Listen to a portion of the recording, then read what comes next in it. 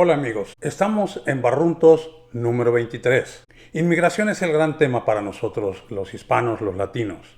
La verdad es que hay muchos temas de qué hablar y esta vez vamos a hablar solo de inmigración. Para empezar, diremos que el director en funciones de ICE dijo que las deportaciones deben manejarse estilo Amazon. ¿Se imaginan? ¿Somos paquetes? ¿Somos mercancía? Pues eso es lo que quiere este señor, que se deporte así a la gente que esté indocumentada o que tenga órdenes de deportación o que ellos simplemente detienen y que cometen errores y entonces dicen, llévenselo. Incluso a prisiones como la de El Salvador. Prisiones para gente violenta, para gente que es peligrosísima y donde caen incluso, como en el caso de Ábrego García, gente de familia, gente que no tiene nada que hacer en una prisión y menos en esa clase de prisión. Los jueces son como el último paso para detener a Trump y lo han detenido en algunas cosas y en otras no. La ley de 1798, fíjense, una ley que se creó en 1798, Trump la está usando ahora. Y así están sacando muchas leyes.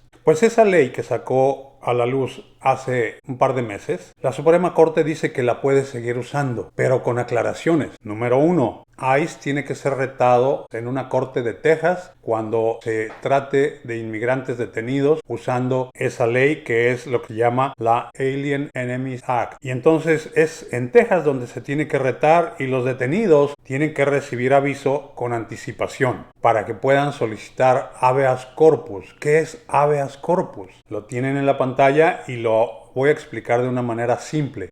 Es decir, que el gobierno de los Estados Unidos debe presentar al individuo que quiere encarcelar o que quiere castigar frente a un juez. Debe presentarlo primero frente a un juez para demostrar cuáles son las razones para la detención del prisionero. Ese es un derecho que permite a los individuos defenderse contra detenciones arbitrarias, asegurando que reciben un proceso legal, due process of the law. Entonces, el gobierno de los Estados Unidos debe demostrar que tiene razones para enviar a ese individuo a El Salvador o a donde sea conveniente o a donde sea legal enviarlo. Porque eso es lo que están haciendo. Los están mandando a donde quieren. Veremos qué hace la administración Trump, que se pasa por el arco del triunfo por la mayor parte de las cosas que las leyes y las cortes dicen. Pensando en eso, en el habeas corpus que debe mostrar el gobierno federal y que le debe avisar a los inmigrantes, pero que autoriza a Trump a usar esa ley, ¿qué opinan? ¿Quién ganó? ¿Trump o los inmigrantes? Cuando menos es bueno que hay más claridad respecto al uso de esa ley, aunque desgraciadamente la Corte está permitiendo que se use esa ley y pues no es algo muy bueno para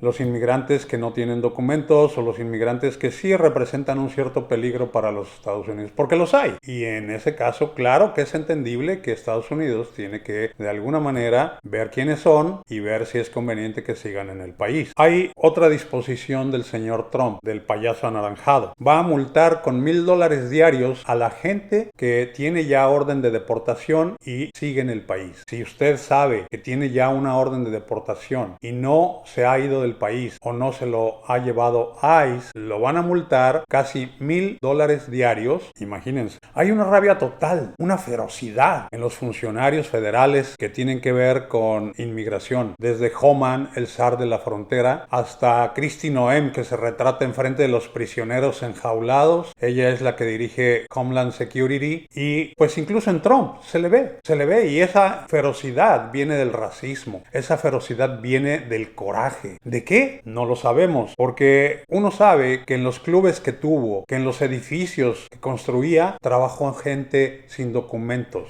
¿Y por qué ahora no los quiere? Porque ya no le conviene, porque no los va a usar, porque no son para su beneficio. Y la gente para él son fichas que se pueden rehusar, desechar. Con la situación que hay, mucha gente se pregunta, ¿es seguro viajar si tienes tarjeta verde? La respuesta no es muy buena, pero si lo vas a hacer, primero que nada, consulta a un abogado. Nosotros no lo somos, siempre lo hemos dicho. Recuerda que cuando regreses al país van a revisar a tus aparatos celulares, computadoras portátiles, tabletas, etc. Y cualquier cosa que encuentren de contactos, de opiniones tuyas o de amigos en Facebook, en tu Facebook, Instagram o cualquier otra red social, lo van a usar contra ti para decir tú ya no entras, tú no eres bienvenido en los Estados Unidos. Así que consulten al abogado si van a salir. Cuidado, usen quizá un teléfono desechable mientras están fuera del país. Busquen maneras, si es que tienen algo cuestionable en sus redes sociales, que puedan usar los agentes de inmigración para detenerlos, para cuestionarlos, para simplemente no dejarlos entrar ya más. ¿Correcto? Desde luego lleven una lista de contactos a la mano, desde los números de la familia, las personas más cercanas, el número de un abogado de inmigración, el número de su consulado y desde luego en cualquier situación, a menos que hablen un inglés excelente, pidan un intérprete. Ustedes tienen derechos como cualquier persona en este país. Esos derechos los da la Constitución de los Estados Unidos y esa Constitución no dice exclusivamente para ciudadanos americanos. Los derechos son para toda persona que está en este país, por la razón que ustedes quieran, que haya entrado legal o ilegalmente. Se dio el caso de una madre con sus 3 hijos que fue detenida. Ella fue lo que le llaman daño colateral. Fueron a detener a un individuo por un delito grave en un pueblo de Nueva York. Lo detuvieron y ahí, como no queriendo, detuvieron a la madre y se la llevaron junto con sus 3 hijos. Casualmente, ese lugar es donde vive el señor Homan, Thomas Homan, el zar de la frontera. El zar de la frontera se enteró que afuera de su casa había un montón de gente protestando inmediatamente por la detención de esa familia, gente trabajadora, gente de bien, y pues quizá no es que se haya tentado el corazón, simplemente no le gustó que protestaran afuera de su casa y entonces liberaron a la familia. Qué bueno, a lo mejor hay que investigar dónde es exactamente y protestar por otras detenciones o no. Hoy, que es lunes 14, se reunieron el presidente de El Salvador, Bukele, y Trump. Desde luego los dos se pusieron de acuerdo y aparecieron ya después frente a las cámaras y dijeron: oh no vamos a regresar a ese hombre Ábrego García que fue detenido por error. Eso dijo Trump, y lo dijo también Bukele de otra manera. ¿Cómo voy a regresar a un terrorista a los Estados Unidos? Los dos están haciendo una entre ellos. Los dos están haciéndose un favor uno al otro. El Salvador está recibiendo millones de dólares por retener, detener, torturar, maltratar a gente inocente en la prisión de alta seguridad de El Salvador. Es evidente que los dos son dictadores. Es evidente que los dos son despreciables. Ni más ni menos. Son despreciables. Muy bien. El Departamento de Justicia, que es dirigido por la señora Bondi, otra fanática de Trump, dijo que la Corte no puede ordenar a Trump lo que puede o no hacer, lo que debe o no hacer. La señora, siendo abogada, es increíble, ignora o se pasa por allá abajo la separación de poderes y el balance de poderes. Los ignora. Ignora o no quiere decir, recordar que las Cortes están precisamente para eso, para parar acciones arbitrarias del Ejecutivo, es decir, de Trump. Pero bueno, para eso Trump puso marionetas en cada puesto, gente que dobla la espalda, gente que estaba dispuesta a obedecer cualquier tontería, cualquier cosa imbécil que él ordene. En una nota un poco triste, por así decirlo, un juez dio la luz verde para que se deporte a Mahmoud Khalil. ¿Por qué es mala esta nota, o triste, o no es nada